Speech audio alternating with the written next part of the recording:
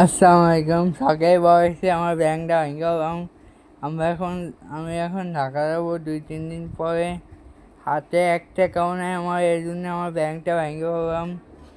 দেখছেন আমার ব্যাংকটা এত তীরে তীরে টাকাগুলো কোথায় সব পূরণ করি, তো এই জন্য সব কিছু ভেঙে হয়। দেখছেন দেন কত টাকা গুছাইছিলাম, এখন ঢাকা যেতে হবে 2-3 দিন পরে, এই জন্য ব্যাংকটা ভেঙে গেলাম।